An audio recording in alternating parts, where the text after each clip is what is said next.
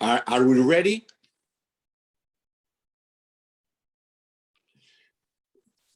Bueno, buenos días a todos. En mi carácter de director del International Insolvency Institute y también en mi carácter de copresidente del Comité Regional Latinoamericano junto a Fabio Rosas de Brasil, de este mismo instituto, les doy la bienvenida a esta serie de 3 webinars que está organizando este instituto, el Instituto de Concursal Internacional, el International Insolvency Institute, en modo conjunto con el Banco Mundial, donde vamos a tratar en estos 3 jueves, hoy y los 2 próximos jueves, la temática de regímenes simplificados de insolvencia para pequeñas y medianas empresas. Simplemente a modo de recordatorio de la estructura, la reunión de hoy vamos a abordar la perspectiva luego de una exposición inicial por parte del delegado del Banco Mundial en este webinar. Vamos a tratar de la perspectiva desde Brasil y de la Argentina. El próximo jueves, el 23 de septiembre, vamos a tratar desde la óptica de Chile y Colombia, y vamos a finalizar el otro jueves, el 30 de septiembre, con la mirada de México y Perú. La estructura va a ser, en los 3 webinars, va a ser una estructura similar. Va a haber primero una exposición de Andrés, de Andrés Martínez, a quien ahora voy a presentar, y luego un moderador, en el caso del día de hoy seré yo, va a precisamente organizar las exposiciones de 4 panelistas, 2 por cada uno de los países mencionados. La idea es que queden al final de la exposición inicial de Andrés y de la participación de los 4 panelistas, unos 10 o 15 minutos para que haya preguntas y respuestas de los panelistas. Hago la presentación de Andrés Martínez. Andrés es abogado con más de 20 años de experiencia, tiene una maestría en Derecho Corporativo y se especializa, por supuesto, en insolvencia y derechos de los acreedores. Trabaja como especialista senior del sector financiero del Banco Mundial, al que se unió en el año 2008. De allí que durante más de una década Andrés ha estado asesorando a países de América Latina, de Medio Oriente, de Europa y de Asia, sobre reformas legislativas en materia de recuperación de deudas, propiamente de leyes de insolvencia y mecanismos de renegociación de pasivos. Andrés es miembro de Insol International y copreside el grupo de trabajo sobre insolvencia del Banco Mundial, y además preside el coloquio legislativo y regulatorio del conjunto entre el Banco Mundial e Insol International.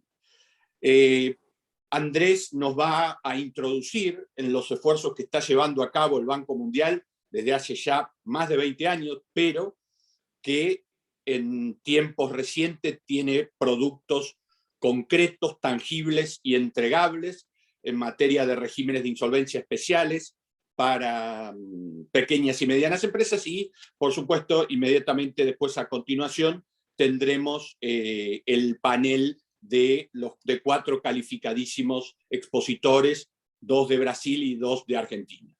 Solo para dar un puntapié inicial a la importancia de lo que vamos a tratar en el día de hoy, y por supuesto exclusivamente tomando estimaciones oficiales de la Argentina aunque supongo que para el resto de Latinoamérica los datos serán similar y para el resto del mundo serán similar. En el caso de la Argentina, las pymes representan más del 70% del empleo registrado en la Argentina y aportan casi al 50% del Producto Bruto Interno.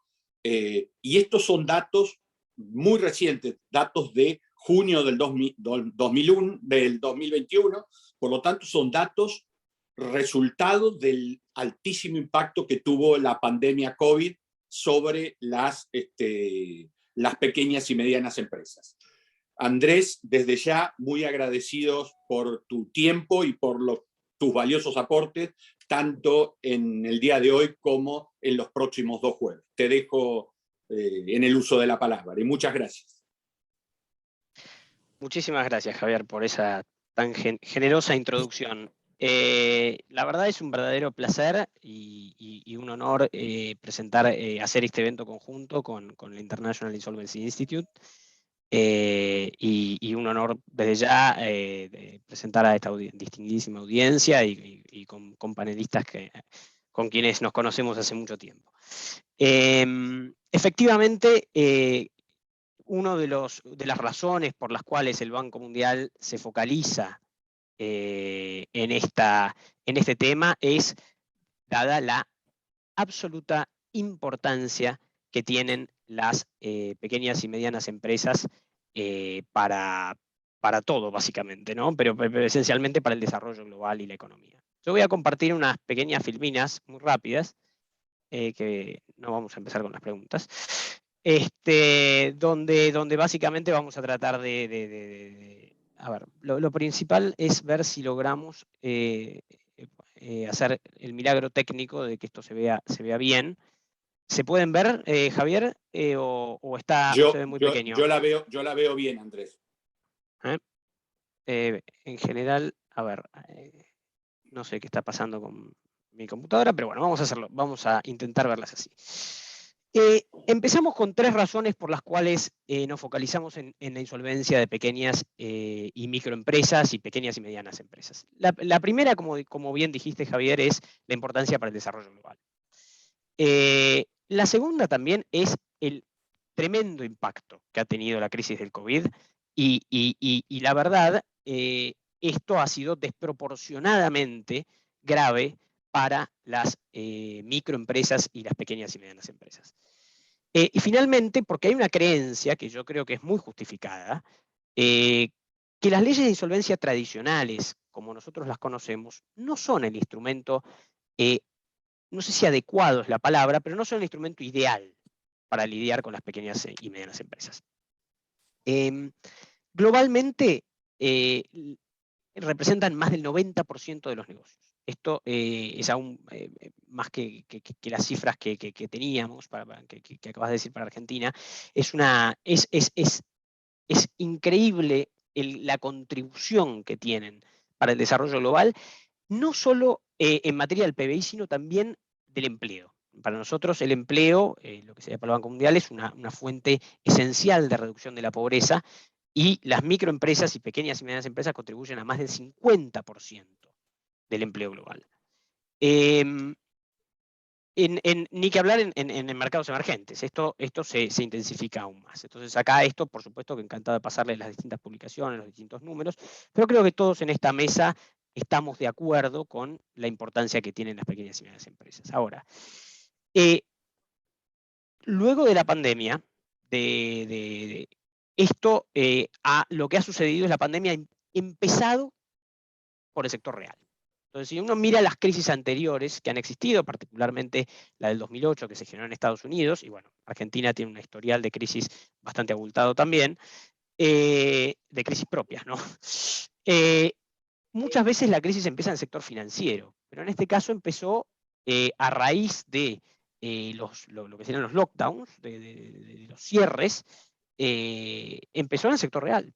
Y esto, por supuesto, que afectó desproporcionadamente a las empresas micro, pequeñas y medianas, sobre todo por el hecho de que contribuyen considerablemente al sector servicios, todo lo que es turismo, pequeños hoteles, empresas de transporte, etc.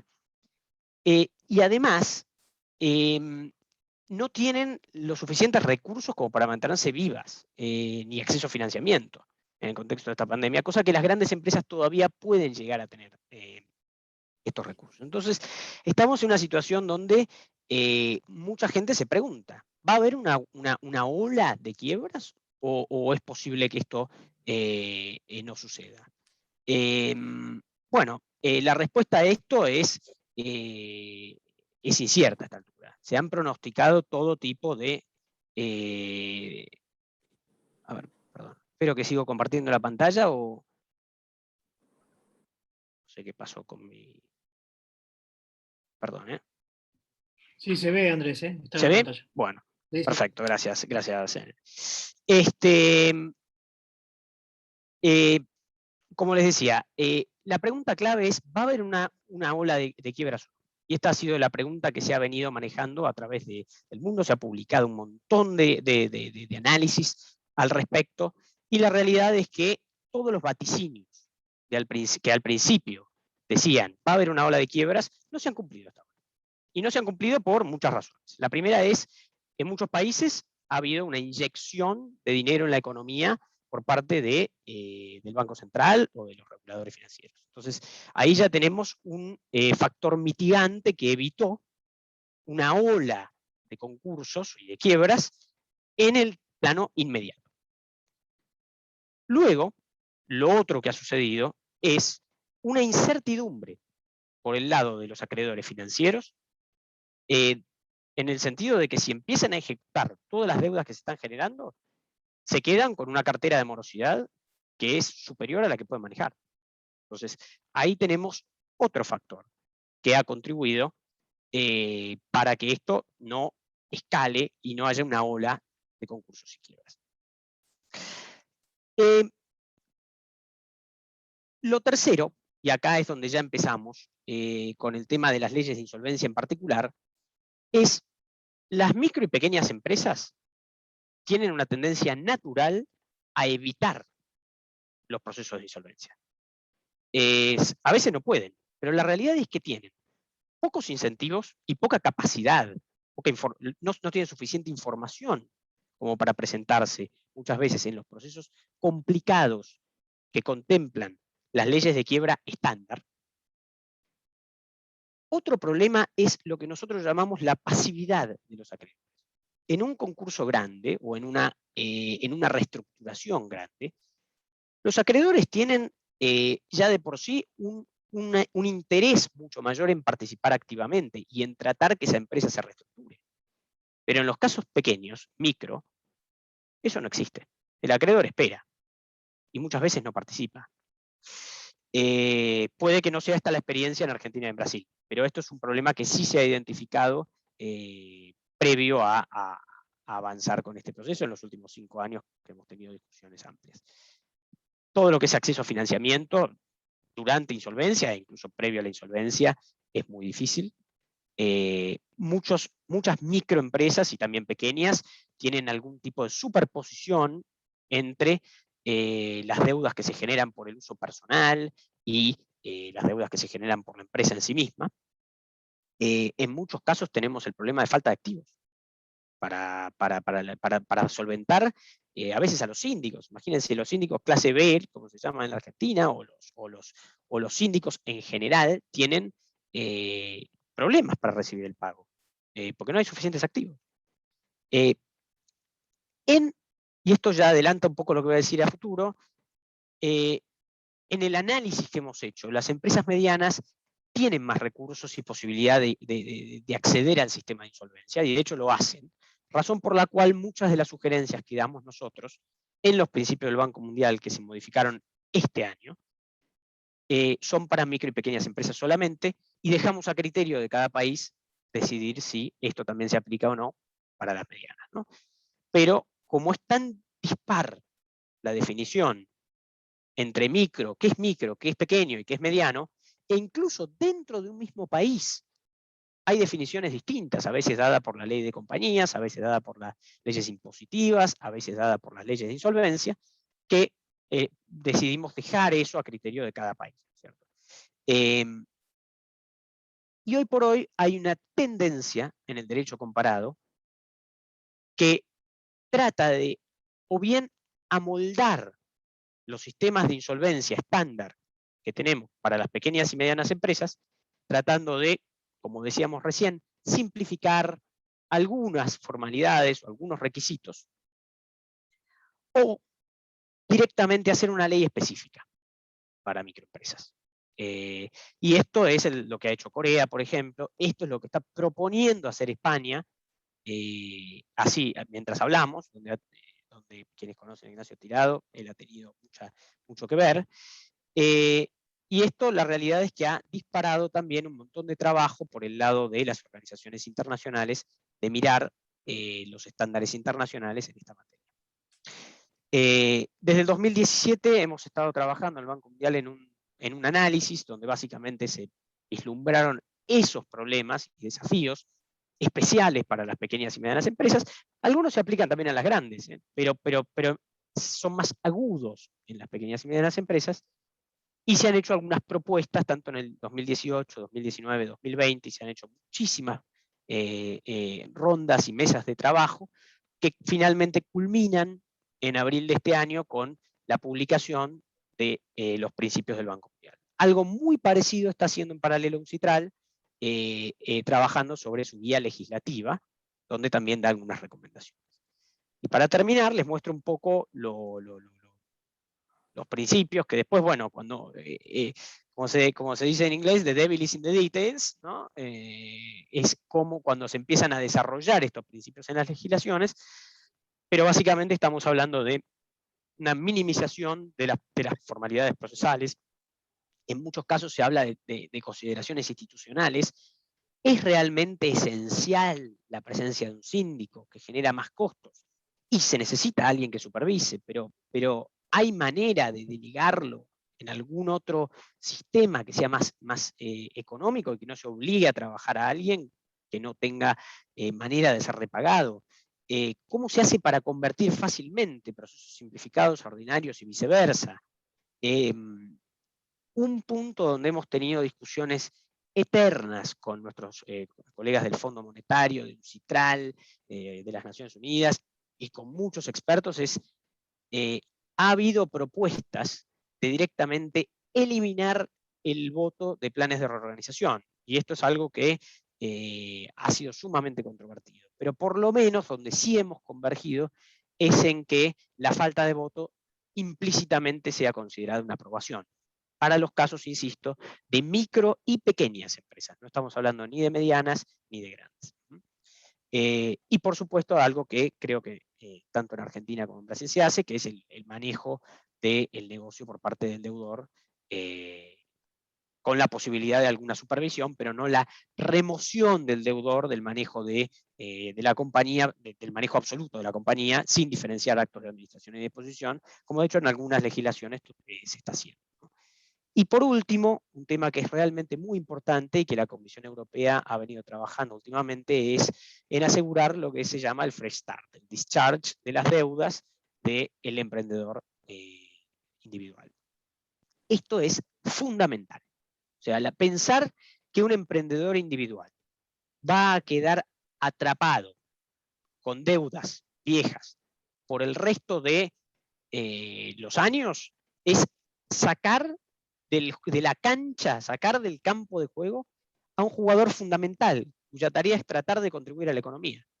Si no hay lo que se llama un fresh start, la descarga de las deudas, después de, por supuesto, el repago máximo que se puede hacer de los créditos, incluso dando por ahí un periodo de tiempo corto, durante el cual deberá seguir repagando esas deudas, pero poner un punto final y asegurarse que ese emprendedor vuelve a contribuir a la economía.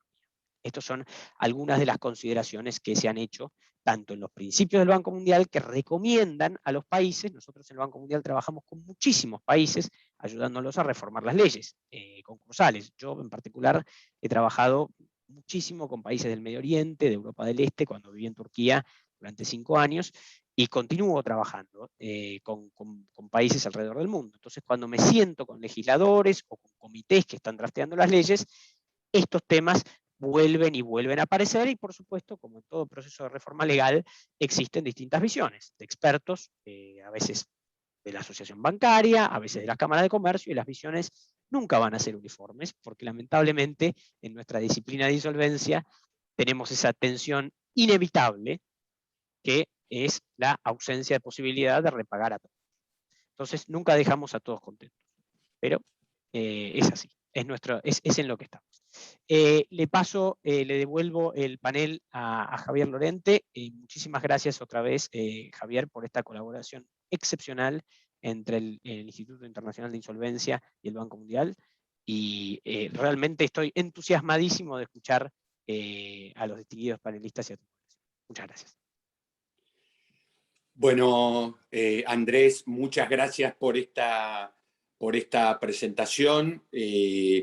Insisto en que si bien el entregable, este producto que el Banco Mundial está poniendo a disposición del mundo concursal y especialmente de los gobiernos, como para que empiecen a poner el foco en esta cuestión de tanta importancia, es algo que es un producto de un trabajo de muchísimos años. Según tengo entendido, y vaya también el homenaje a Adolfo en este sentido, ha sido Adolfo Ruillón desde el Banco Mundial el que inicialmente tiró esta idea a rodar, hará algo así como 20 años, que tardó en cuajar, es cierto, porque básicamente regular para las pequeñas y medianas empresas o para las micro y pequeñas y medianas empresas no tiene el glamour, no tiene el enamoramiento que significa regular para las grandes empresas, pero la importancia de la temática lo exige. Vamos ahora, insisto, nuevamente te agradezco, Andrés, tu participación de hoy y por supuesto en nombre de la III, las participaciones en los próximos 2 jueves. Vamos ahora a dar paso al panel. Voy a hacer una breve presentación de los 4 panelistas que tengo el orgullo y el honor de coordinar hoy. Tenemos a Fabiana Solano. Ella es abogada de la Universidad Pontificia Católica de San Pablo. Tiene un LLM en Stanford, en Estados Unidos. Es socia de la firma Felsberg Abogados desde el año 2011. Fue asociada extranjera en la práctica de insolvencia en White & Case, en Miami, y mientras duró esta práctica como asociada extranjera, estuvo involucrada en diversos procedimientos del capítulo 15 del Código de Bancarrotas norteamericano en Miami. Por alguna razón en especial, las empresas brasileñas prefieren Miami y no Nueva York para sus capítulos 15. Es miembro del International Insolvency Institute y ha sido reconocida por la prestigiosa publicación Chambers en la banda 4 de insolvencia y recuperaciones. También tenemos a Cristina O'Reilly. Cristina O'Reilly es jueza nacional de comercio aquí en la ciudad de Buenos Aires. Es ex docente universitaria en diversas universidades, autora de varios artículos y capítulos de libros sobre temas comerciales y, por supuesto, sobre temas concursales. Es miembro del International Insolvency Institute y también de Insol International. Hablando de jueces, además de tener a una jueza argentina, tenemos a un juez brasileño, un viejo conocido de todos nosotros, Daniel Carnio Costas. Él es juez titular de la primera vara de falencias y recuperaciones judiciales de San Pablo desde el año 2011. Es profesor de Derecho Empresarial en diversas universidades. Actualmente, entre 2020 y 2022, está como juez auxiliar de la presidencia del Superior Tribunal de Justicia en Brasil y, como dato significativo, es miembro de la comisión de juristas que participó o elaboró el proyecto de nueva ley de insolvencia y recuperación judicial en Brasil. Por supuesto también Daniel, que si tiene tiempo nos va a explicar su condición de Conan the Barbarian, es miembro del International Insolvency Institute y también de Insol International. Y por último, pero no al último, tenemos también de Buenos Aires, del lado de la práctica profesional, a Fernando Hernández, es abogado, socio de Marvalo Farrell Mayral, miembro del International Insolvency Institute y también de Insol International. De este último forma parte desde hace muchos años, compartimos con Fernando el Comité Latinoamericano de Insol International y también ha sido reconocido por la publicación Chambers como abogado destacado dentro de la especialidad de insolvencias y reestructuraciones, junto con alguna otra, porque también lo he visto por ahí reconocido en M&As, que sí que es un hombre del Renacimiento. Fernando tiene habilidades múltiples. Para dar paso al panel, lo que habíamos coordinado entre los cuatro es que cada uno de los países haga una primera introducción respecto de si existe normativamente dentro de cada uno de ambos países, me refiero a Brasil y Argentina, alguna regulación en su sistema concursal que aborde específicamente la cuestión de las pequeñas y medianas empresas.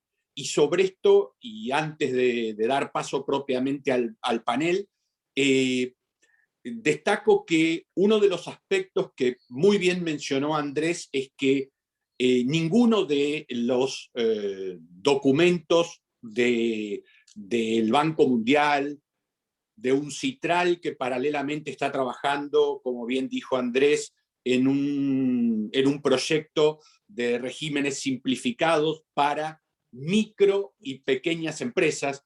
Un Citral está específicamente dejando de lado a las medianas empresas. Estos conceptos, y por supuesto hay en Europa, en el ámbito de la Unión Europea, también hay indicadores hacia los países miembros para que regulen específicamente los regímenes.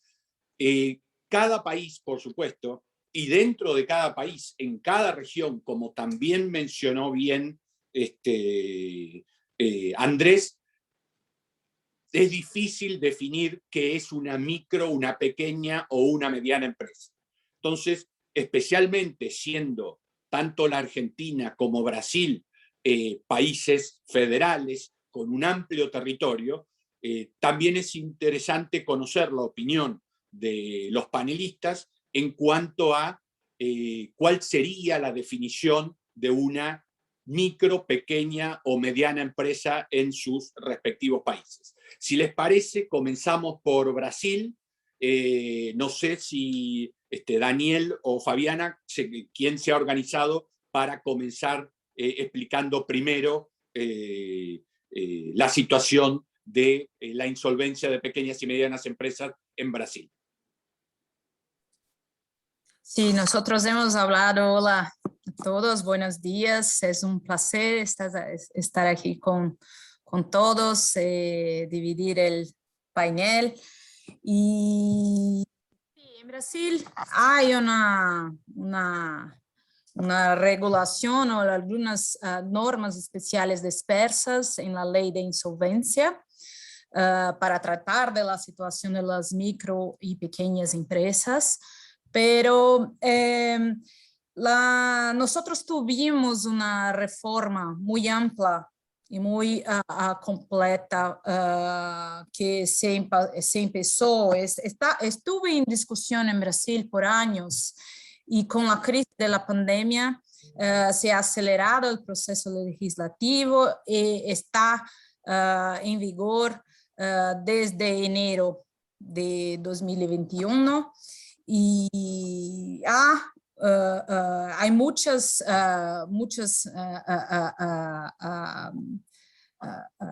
figuras y muchas situaciones que están mejores para las empresas en general y para los acreedores, pero no hay un enfoque o una atención muy grande dedicada a las micro y pequeñas empresas, que siguen con un proceso de insolvencia muy tímido, muy costoso, muy ineficiente en el país.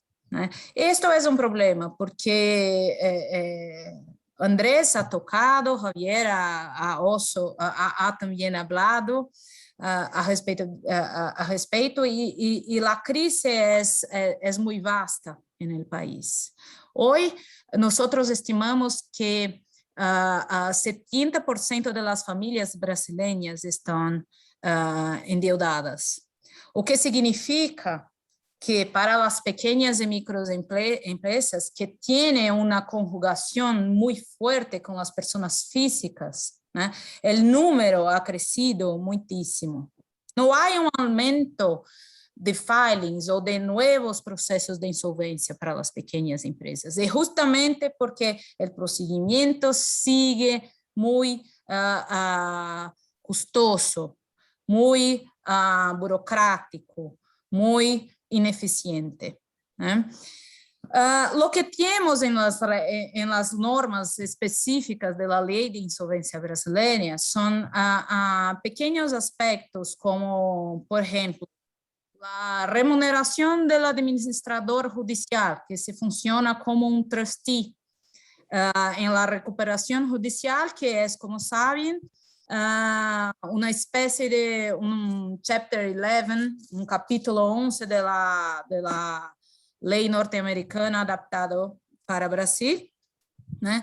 Y hay una reducción de costos, pero hasta esta reducción de costos es muy tímida. Entonces, por ejemplo, la remuneración del administrador judicial, que para empresas de grande porte, o empresas que no están sujetas al procedimiento o la situación de las micro y pequeñas empresas, está reducido esta remuneración de 5% del valor que es debido a los credores en la recuperación judicial o 5% del producto de la venta de los bienes en la quiebra, en la bancarrota, se pasan por las micro y pequeñas empresas, se pasa para 2%. Las micro y pequeñas empresas son también, hay un tratamiento muy similar y equiparado por los pequeños productores rurales que tienen una deuda hasta 4.8 millones de reales brasileños, ¿no? Después, lo que tenemos también es que lo pedido, cuando el deudor formula el pedido de recuperación judicial, hay una simplificación, pero muy tímida también de la documentación que es necesaria para presentar y someter el pedido en el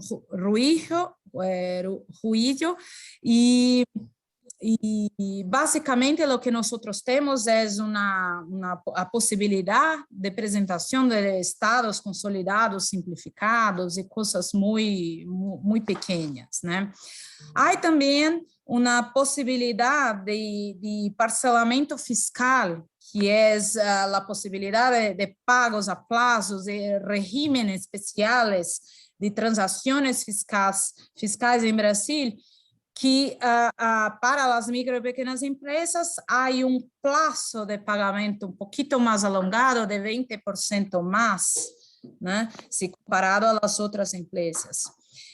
Y la grande innovación y lo que es tratado muy específicamente en Brasil es la posibilidad de presentación de un plano de pagamento especial para las micro y pequeñas empresas a sus acreedores. ¿sí?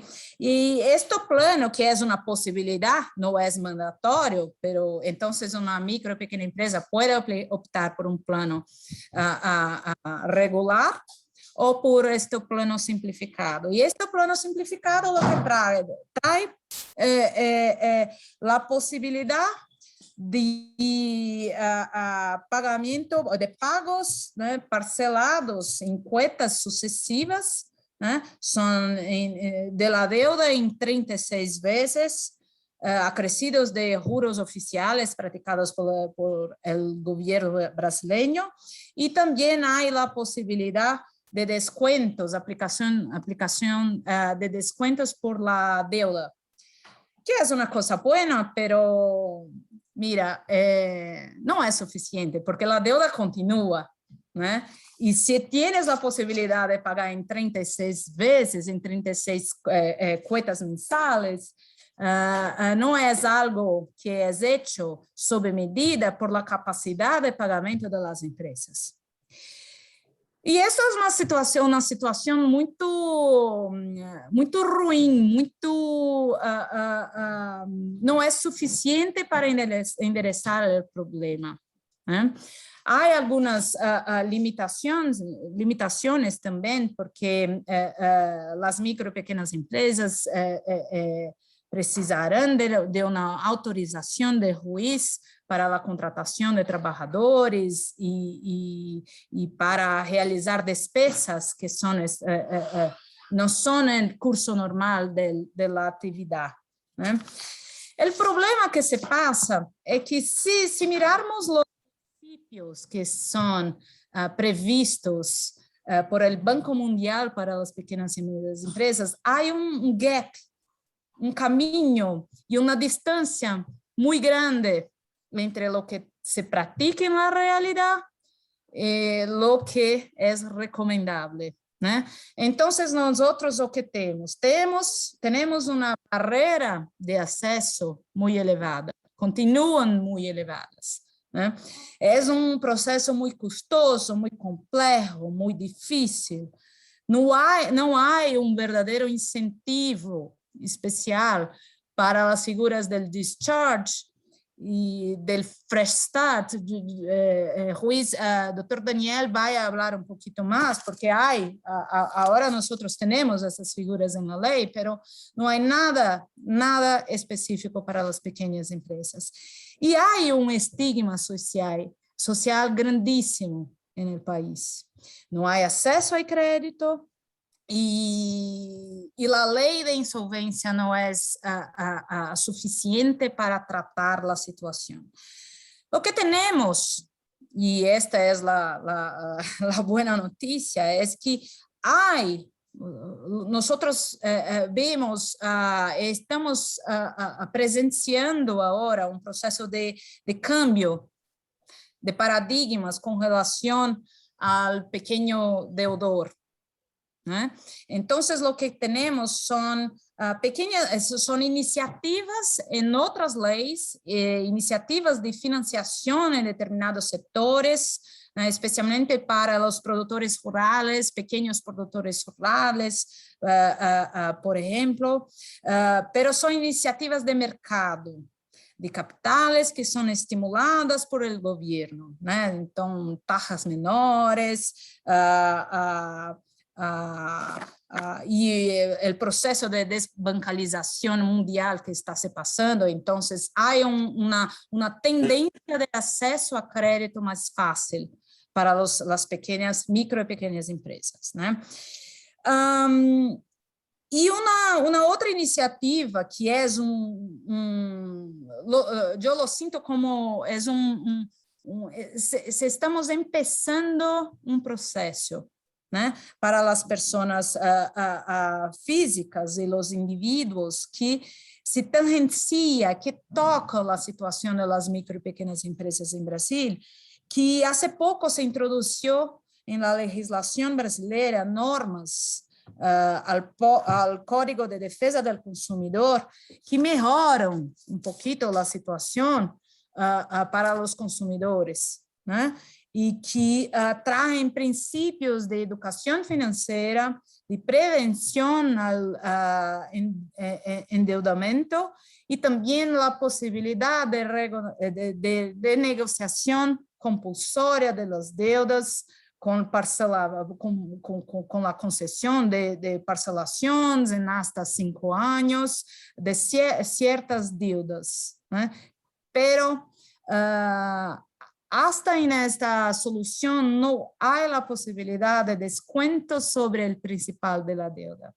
Y lo principal para mí es que la figura de discharge o de la remoción de las deudas para las personas físicas y los emprendedores está muy tímida y no existe en Brasil. Então, não há um caminho claro, um caminho certo a ser seguido, né? E há uma indicação de melhores práticas, pero todo segue muito despacio. E isto é preocupante, porque a crise está aqui, está acontecendo já. E necessitamos de um endereçamento para isso, porque o país está... não há tendências de melhoras, porque ano que vem temos as eleições, né, para presidentes em Brasil, e a lei segue tímida e não acompanhando as mudanças. Creio que nós, e o Dr. Daniel vai explicar, creio, um pouquinho melhor isto, mas creio que há uma responsabilidade muito grande por parte dos juízes, que terão que endereçar esta questão, que não está propriamente endereçada na lei. Estas são minhas notações iniciais para o debate. Gracias, Javier. Muchas gracias, Fabiana. Daniel, te escuchamos con atención, ¿sí? Hola, ¿me escuchan? ¿Sí? Buenos días, mi amigo Javier, mi amigo Fernando, mi amiga y colega Cristina, Andrés, que había mucho tiempo que no nos conversábamos. Es un placer estar acá con todos ustedes. Fabiana, es un placer estar acá con ustedes también.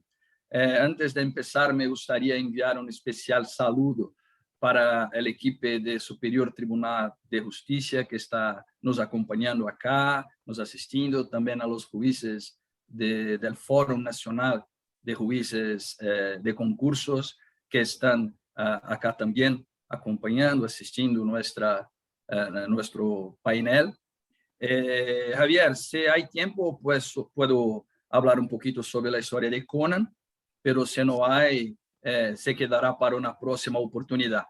Ha empezado a receber mensajes preguntando acerca de Conan, pero pienso que en una próxima oportunidad podré hablar un poquito más sobre eso.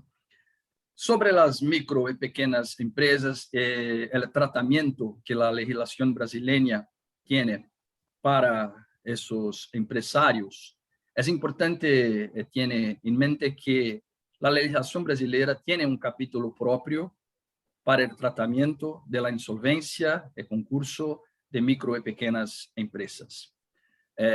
Nuestra ley 11.101 de 2005. Pero como Fabiana ha ya mencionado, el procedimiento tiene muchas limitaciones que se transforman en un desincentivo a su utilización por los pequeños y microempresarios. Y las vantagens son pequeñas, son mínimas y no se transforman en incentivo para que el procedimiento sea usado. Nosotros tivemos há pouco uma reforma em nossa legislação, a Lei 14.112 de 2020, e a reforma ha decidido não modificar o capítulo de la insolvencia de micro y pequeños empresarios, porque nosotros entendemos que esto tiene que ser feito por una legislación propia, con mucho más tiempo para discusión, para que tengamos, quien sabe, un procedimiento más efectivo, menos burocrático y más accesible, porque ese es en mi opinión, el principal problema. Es muy caro, por tanto, es poco accesible para micro y pequeñas empresas. Entre tanto, la reforma ha tocado en algunos puntos que son muy importantes para el tratamiento de la crisis de pequeñas y microempresas. Podría mencionar un primer punto, que es la creación de un procedimiento híbrido, de un procedimiento de preinsolvencia, que es mucho más accesible principalmente para micro y pequeños empresarios. Tiene un costo mucho menor, es desburocratizado, es simplificado y por tanto es muy accesible para pequeñas y microempresas. Este procedimiento funciona así. Deudor empieza un procedimiento de negociación, mediación en una cámara privada o en un órgano especialmente criado pelo Poder Judiciário para que se empiecen mediaciones y conciliaciones. Después de empezado el procedimiento extrajudicial, deudor tiene la posibilidad de pedir al juez una medida cautelar, una medida de suspensión de las cobranzas, de las ejecuciones, un stay de 60 días. Mientras el 60 días, deudor y acreedores van a negociar, ayudados por un mediador, por un negociador, y se consiguen un acuerdo, el juez va a homologar el acuerdo. Pasados 60 días, la suspensión se quita, se encierra y no hay posibilidad de renovación de la suspensión. Esta es una forma que la legislación encontró de potencializar el suceso de los acuerdos, el suceso de las negociaciones, porque tenemos, primero, un negociador, un mediador especializado actuando en las negociaciones, y segundo, tenemos un stay que tiene una importancia muy grande para la creación de un ambiente adecuado para negociación. Entonces, ese procedimiento no es específico para micro y pequeñas empresas, pero es muy adecuado para ellas. Es muy adecuado para ellas. El segundo punto, que inclusive está de acuerdo con los principios del Banco Mundial, es de fresh start, de discharge, es la posibilidad de rehabilitación del empresario individual.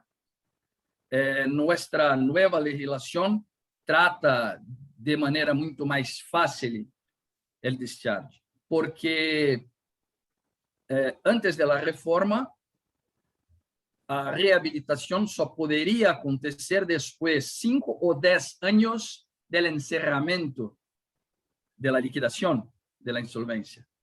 Era mucho tiempo. Ahora son 3 años, hasta 3 años después del inicio del procedimiento. Entonces, es un plazo muy razonable y el empresario individual de boa fe podrá quedarse rehabilitado, recibir el discharge y tener la posibilidad de volver al mercado para emprender nuevamente. Entonces, pienso que esos dos puntos principalmente de la reforma tocan la administración y la cuestión de la crisis de pequeñas y medias empresas y microempresas. Y paralelamente a eso, tenemos un movimiento de mejoría de nuestro ambiente institucional para tratamiento de la crisis de empresa.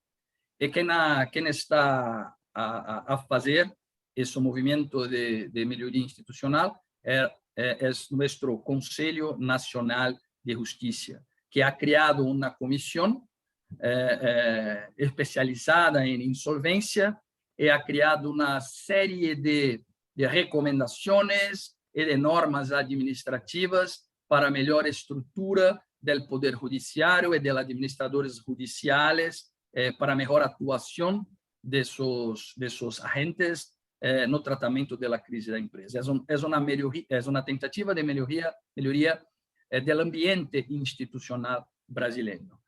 Poderia mencionar, por exemplo, a recomendação a los tribunales para a criação de cortes especializadas em insolvência, para a criação de sejusques empresariais, que são os órgãos organizados, espaços organizados para que se empecem as mediações e para que se empecem as negociações extrajudiciais, com a possibilidade de utilização daquele procedimento híbrido que é já avalado anteriormente. Portanto, quando temos a somatória dessas iniciativas, penso que estamos avançando no tratamento da crise de micro e pequenas e médias empresas, e também já temos também em nosso Congresso Nacional alguns projetos de lei que tentam trazer tratamento específico para o concurso de micro e pequenas empresas, pero estamos apenas começando as discussões e os projetos que já conosco são projetos ainda muito complexos, muito difíceis, e penso que o princípio número 1 que temos que ter em mente é a simplicidade. O procedimento ha de ser simples, acessível, fácil de compreender. Se eu, que sou juiz especializado, tenho alguma dificuldade para compreenderlo, penso que algo errado deve haver. Portanto, temos tempo para discutir, e seminários e painéis como este em que estamos são muito úteis, são muito importantes para a construção de uma ideia baseada em las melhores práticas mundiais. Era isso. Muchas gracias, Javier. No, muchas gracias a vos, Daniel. Bueno, pasamos ahora a la Argentina. Probablemente se habrán organizado entre Cristina y Fernando. La idea es que Cristina nos cuente, a partir de su larga trayectoria como jueza de primera instancia en lo comercial, qué es lo que sucede con las pequeñas y medianas empresas y el régimen de insolvencia en la Argentina. Buenos días, Cristina. Hola, Javier. Si me permitís, para poder hablar específicamente del tema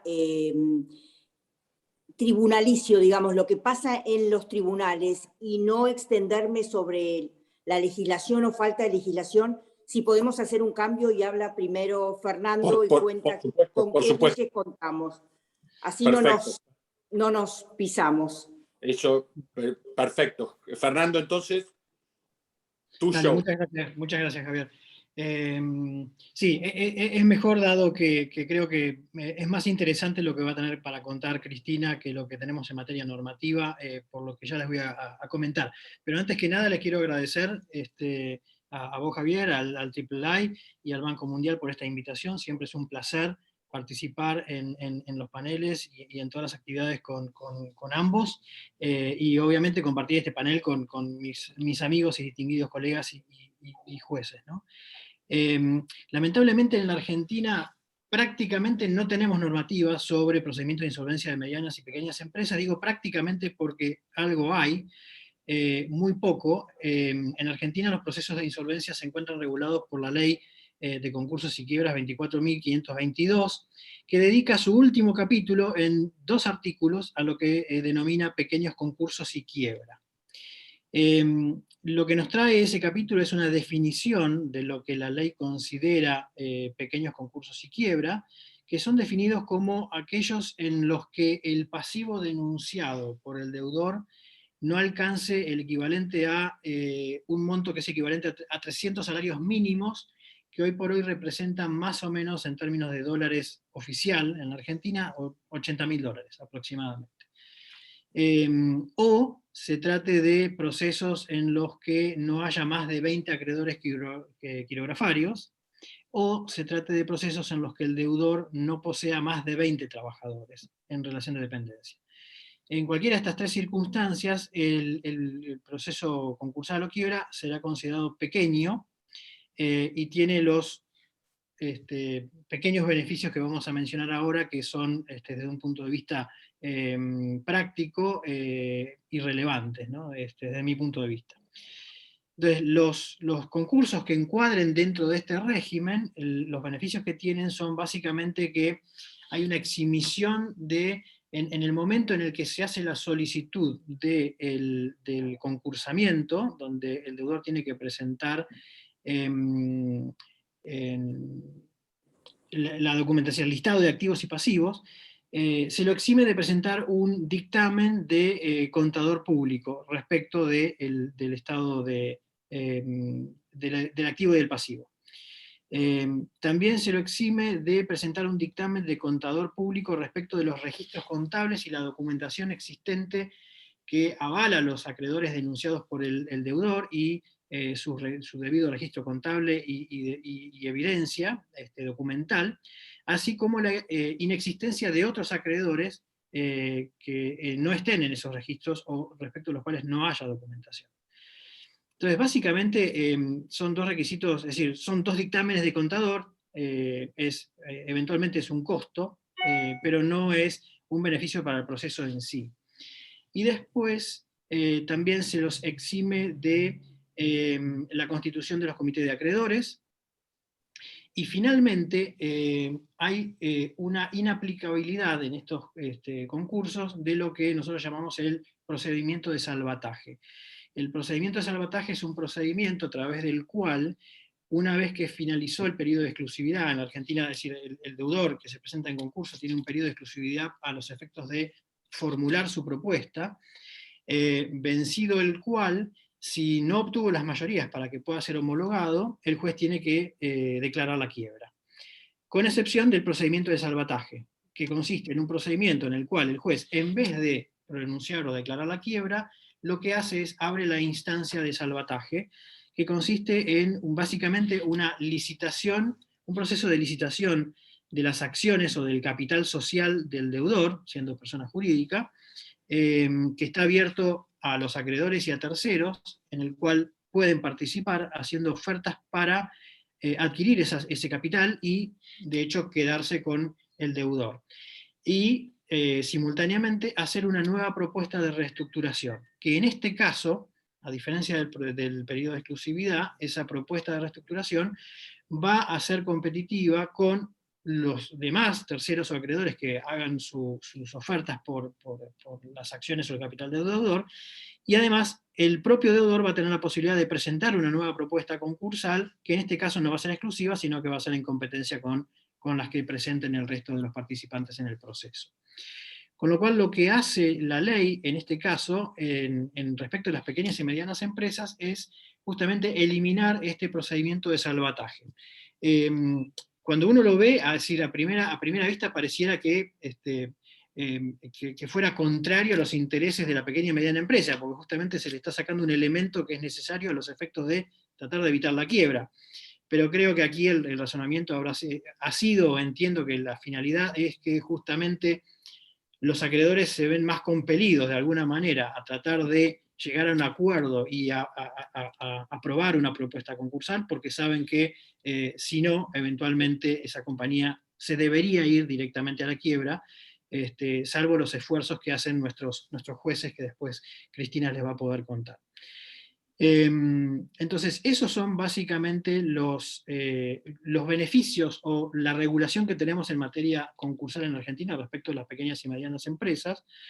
Respecto de la exoneración o discharge, en Argentina tampoco hay una exoneración expresa de deudas como un efecto expreso de la ley, sino que esa exoneración surge de una construcción dogmática y presupone un proceso liquidativo de quiebra, es decir, luego de producida la quiebra, se produce la exoneración cuando el deudor es rehabilitado.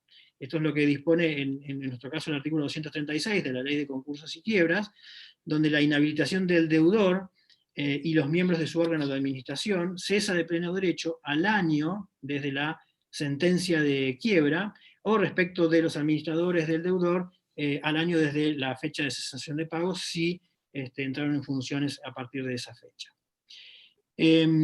Ha habido en Argentina, y a partir de la crisis del COVID, como en todo el mundo, proyectos para atender a la emergencia en materia de insolvencia.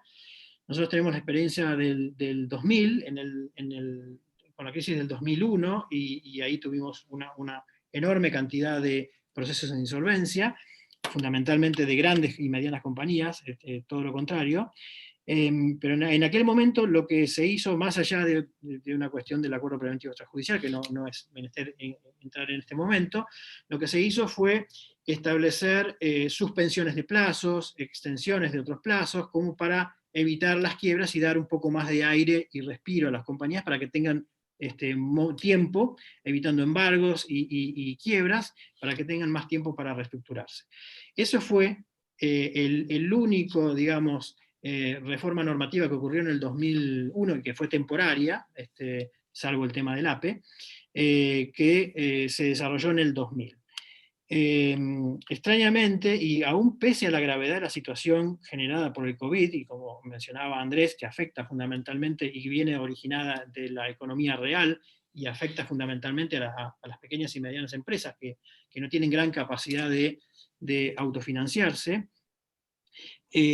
hubo inicialmente, al comienzo de la pandemia, varios proyectos muy similares a aquel, extendiendo plazos, suspendiendo quiebras, suspendiendo embargos, suspendiendo ejecuciones, pero en la agenda política argentina lamentablemente no está en la prioridad, menos hoy, aunque no lo parezca, y es tal así que ni siquiera esa ley, ni siquiera esa mínima protección fue adoptada en Argentina desde el inicio de la pandemia.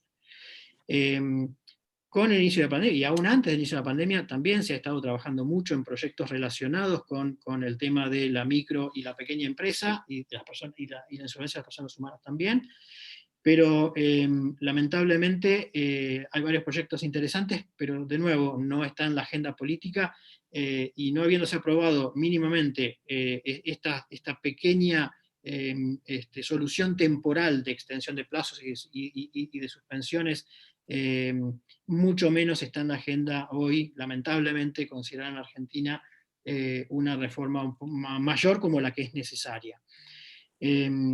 Así que, bueno, nada, hay mucho trabajo al respecto. Cristina y otra serie de practitioners en Argentina y jueces han estado trabajando en comisiones al respecto, de una reforma integral muy interesante e importante en la Argentina, pero bueno, esperemos que se den las circunstancias políticas en el corto plazo o mediano plazo para que esto pueda reavivarse y tomar un color definitivo en Argentina finalmente. Así que bueno, muchas gracias, Javier. No, gracias a vos, Fernando, por este paso por la no legislación argentina en materia de pequeños concursos. Cristina, por favor, danos tu visión desde la magistratura. Bueno, antes que nada, quiero agradecerle a la III, al Banco Mundial por esta invitación, por ser parte de tan honorable panel, y muchísimas gracias a Andrés y a vos, Javier, por coordinar este panel. Sí, lamentablemente la Argentina, la pandemia es una crisis más profunda, si se quiere, porque tiene características mundiales, pero lamentablemente la Argentina tiene una historia de crisis. Cada tanto caemos en crisis, en la crisis del 2001, como dijo Fernando, se apeló al APE, que es el Out of Court Debt Restructuring Proceedings, y con muy buenos resultados, porque coincido con Daniel que necesitamos procedimientos más económicos, más ágiles, más rápidos y que den mejor respuesta a las necesidades tanto de acreedores como del propio deudor para poder seguir adelante con su empresa. Lamentablemente, como pasa en nuestro país por cuestiones políticas, se hizo una especie de witch hunting en el tema de los APEs, buscando cosas extrañas a veces donde no las había, con lo cual es un procedimiento que hoy es mirado con recelo y yo creo que es un procedimiento que debería renacer porque dio muy buenos resultados. Lo que no nos dio la ley tenemos que tratar de hacerlo desde los tribunales, por ejemplo, dar tiempo a los acreedores, a los deudores, mejor dicho, para poder reestructurarse y pagar. En la Argentina, además de la pandemia, vivimos una cuarentena eterna, donde no se podía salir a la calle, no se podía trabajar, no se podía un montón de cosas, lo que les impedía a las empresas generar dinero para poder hacer frente a sus obligaciones, con lo cual los jueces, esperando que saliera la bendita ley prorrogando plazos, ley que nunca salió, lo hicimos nosotros. O sea, teníamos que tratar de mantener fuentes de trabajo, tratar de que la empresa como pudiera se recuperara, y para eso los deudores necesitaban tiempo.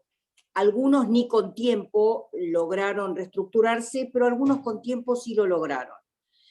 Sobre todo las microempresas que apelaron a lo que nosotros llamamos la gran inventiva argentina, que nos tratamos debido a la gran cantidad de crisis que tenemos, de solucionar las cosas de alguna manera y con lo que tenemos, y han logrado salir adelante por lo menos lo que yo veo en los tribunales, unas cuantas empresas.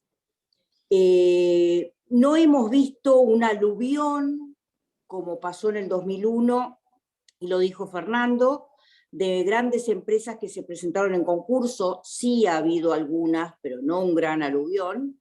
Sí ha habido muchas microempresas que se presentaron en concurso. Necesitamos en la Argentina sí o sí, y era algo con lo que estábamos trabajando en el proyecto de reforma de ley con los bancos, créditos para las pequeñas empresas que den los bancos, porque los bancos, una empresa se presenta lo que nosotros llamamos en concurso preventivo, la reestructuración, al Chapter 11.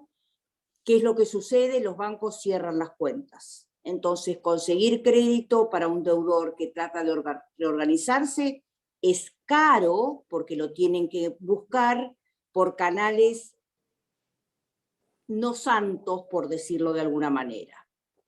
Por otro lado, tenemos un fisco, un IRS voraz en nuestro país, que no sabe de crisis y tienen su propio plan. Ellos no se avienen al plan que presenta el acreedor, sino que ellos pretenden el cobro del 100% de su crédito con los intereses correspondientes que ellos aplican, los morigeramos los tribunales porque si no es imposible, pero ellos no se avienen a ningún plan. ¿Qué necesitamos?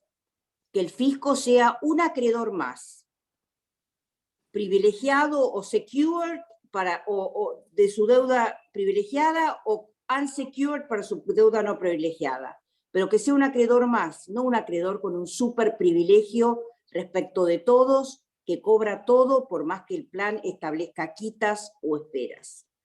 ¿Hay planes de pago? Hay planes de pago. ¿Pero qué requiere el fisco para los planes de pago? Constitución de garantías sobre bienes del deudor.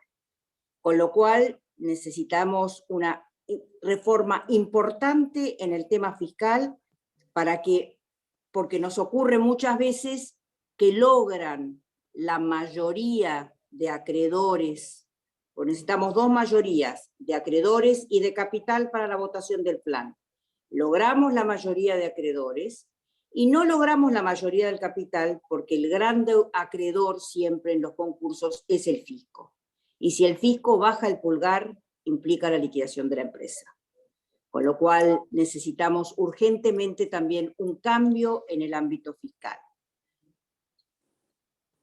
Nuestra gran desafío como jueces es mantener las fuentes de trabajo como podamos, lo tratamos de hacer, ampliamos plazos, celebramos audiencias,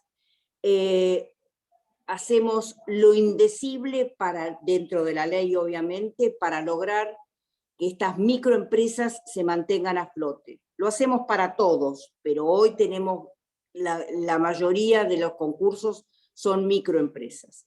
Y en caso de tener que liquidar, lo tratamos de liquidar de la mejor manera posible. Quizás no en remate, en una licitación, en una llamada mejor a oferta, o como fuere, para lograr que los activos valgan lo más posible, se pague a la mayor cantidad de acreedores posibles y salgan indemnes la mayor cantidad de gente posible.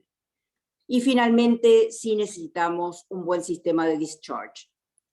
El sistema de rehabilitación que tenemos, que es que al año el deudor dice, ya está, todo lo que yo adquiero a partir del año de haberse decretado la quiebra es mío y con eso no pago, no es un buen sistema. Da a los acreedores decirles, solo lo que tenés acá y por un año más con eso vas a responder. Hay sistemas mejores, el nuestro no lo es. Así que creo haber dado un pantallazo de lo que ocurre en los tribunales argentinos. El desafío es grande, tratamos de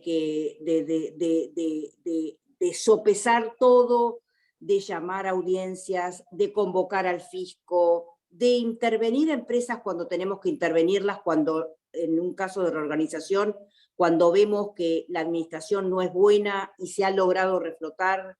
Tengo un caso particular de una universidad que se ha logrado reflotar gracias a una correcta intervención, porque la administración era desastrosa. Pero bueno, somos como una especie de médicos de emergencia que vamos tratando de tapar los gaps que la ley no tapa y de solucionar los problemas que nuestra ley no soluciona. Necesitamos sí o sí una urgente reforma que sea acorde a los tiempos a los que vivimos. Muchísimas gracias. No, muchas gracias a vos, Cristina. Bueno, hemos respetado bastante bien el plazo del panel. Nos quedan lo que había dicho inicialmente, unos minutos para que si alguien quiere formular preguntas a los panelistas o incluso especialmente a Andrés, que hizo la exposición introductoria respecto de el trabajo del Banco Mundial en la materia. Quiere decir que no sé si los administradores los administradores de la plataforma podrán habilitar las preguntas, o si las preguntas pueden hacerse a través del chat de la plataforma, ¿sí?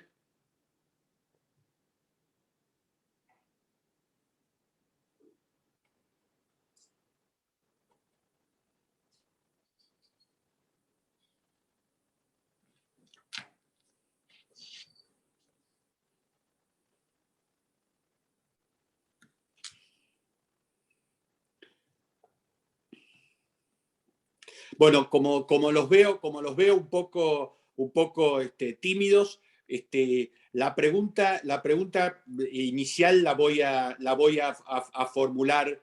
Bueno, acá tenemos,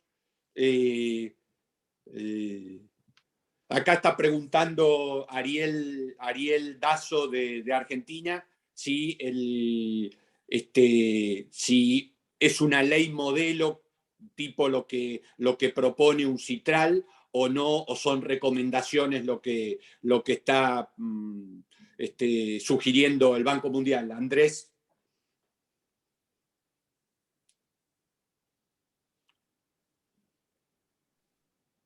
Perfecto. Muchas gracias por la pregunta, Ariel. No es una ley modelo. En el caso del Banco Mundial son principios. En el caso de un Citral son reformas a la guía legislativa.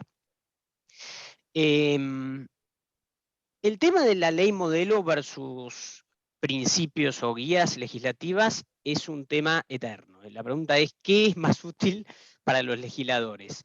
Y realmente no hay una conclusión demasiado firme al respecto, Ariel, porque la ley modelo de UNCITRAL sobre cross-border insolvency, sobre insolvencia transfronteriza, que como bien decía Cristina antes de esta llamada, en alguna preparación o en alguna charla que tuvimos previa, se intentó adaptar en Argentina y la verdad que sería fantástico. Y tengo entendido que Brasil la ha incorporado ahora en esta última reforma, pero los expertos brasileños me pueden corregir.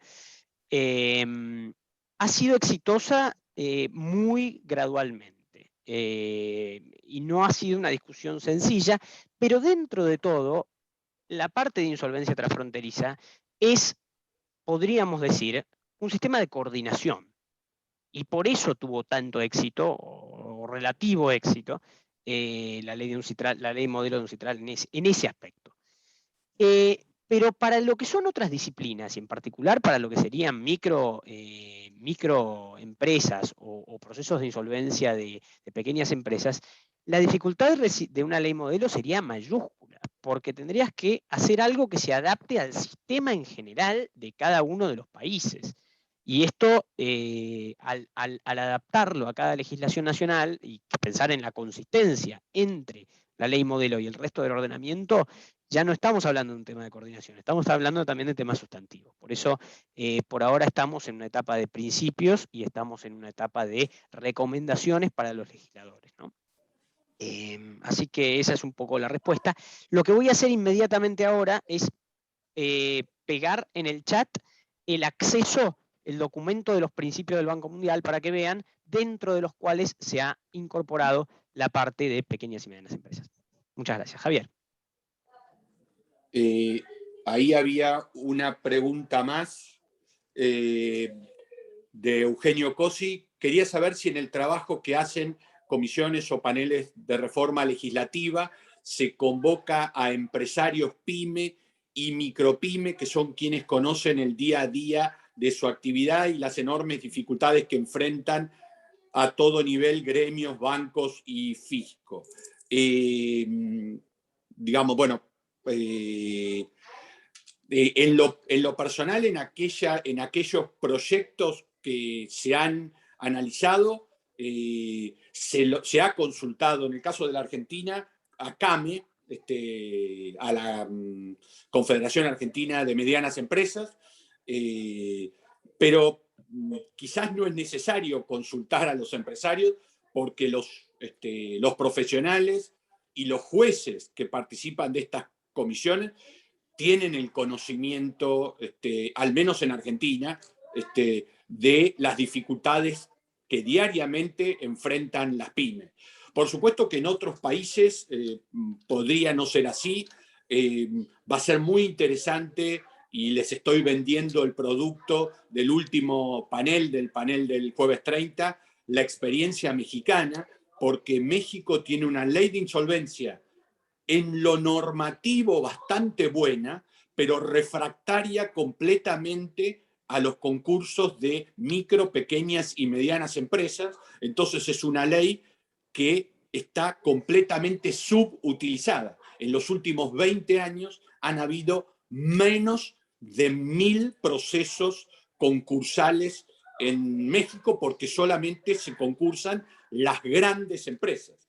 En el caso de México sí, sería interesante que si hay un proyecto de reforma estén involucrados las micro, pequeñas y medianas empresas. En la Argentina, como las crisis nos pegan habitualmente, en la Argentina ingresan en concurso preventivo o en liquidación, o lo que en el lenguaje brasileño sería recuperación judicial o falencia, empresas de todo tipo. El tema es si son eficientes o no los sistemas que tenemos.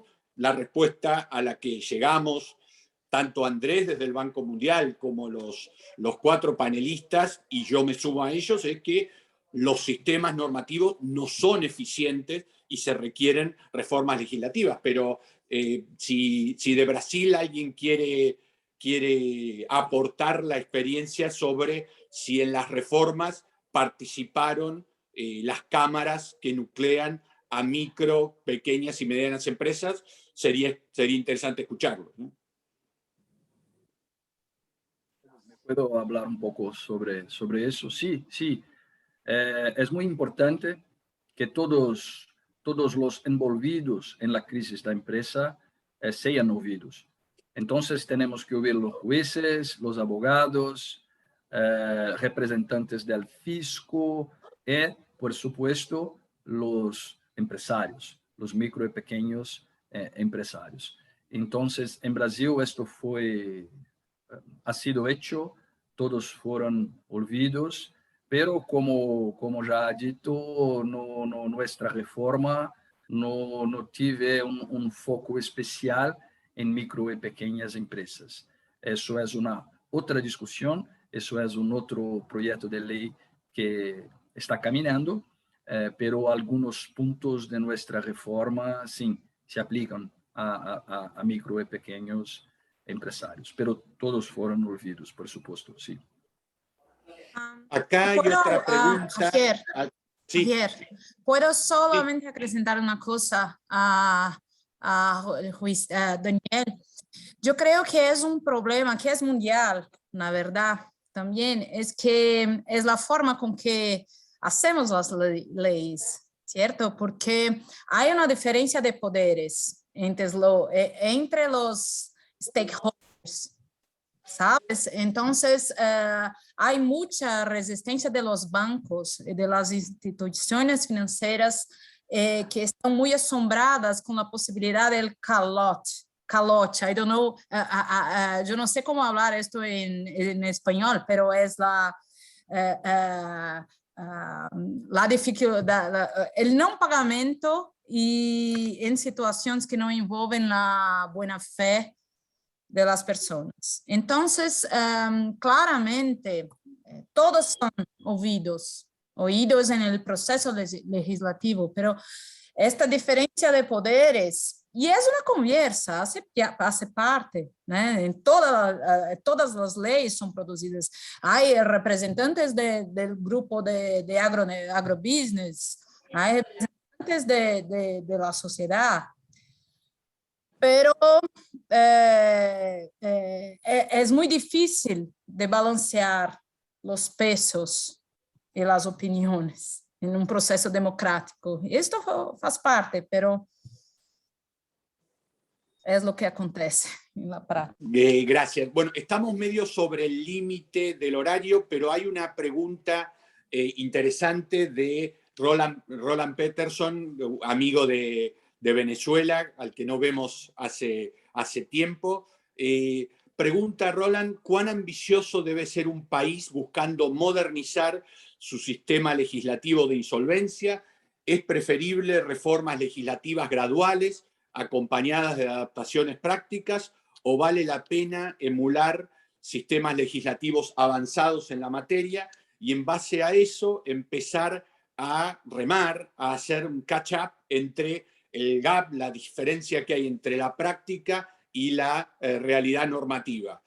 Cualquiera de los panelistas que quiera afrontar la respuesta, bienvenido.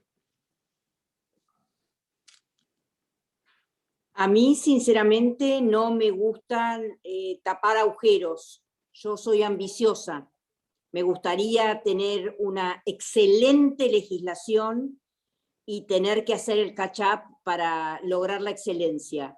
Y no ir tapando pequeños agujeros que cuando tapamos el primer agujero que tapamos quizás quedó desactualizado.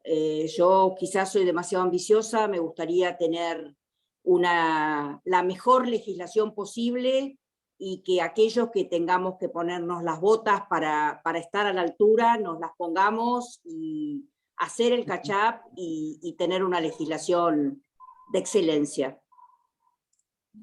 Sí, los amigos de Brasil, ¿cuál es la visión de ustedes? Que debemos tener una buena legislación, una buena herramienta, pero tenemos que tener buenos aplicadores de la legislación también. Es una combinación. Entonces tenemos que tener una reforma legislativa para mejora de nuestros instrumentos legales pero al mismo tiempo tenemos que tener una mejora de nuestro ambiente institucional.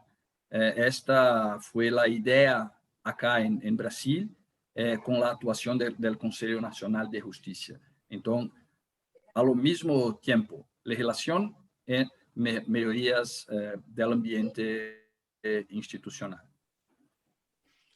Bueno, ahí vi, estamos bien sobre el horario, ahí Andrés posteó el link para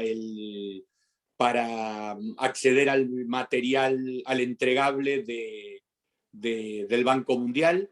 Estamos cerrando una vez más, agradecido al Banco Mundial en la persona de Andrés y a los 4 panelistas de lujo que se prestaron para este primer webinar de los 3 que vamos a coorganizar, la III y el Banco Mundial. Y por supuesto, muchísimas gracias a todos los que asistieron y participaron de este panel.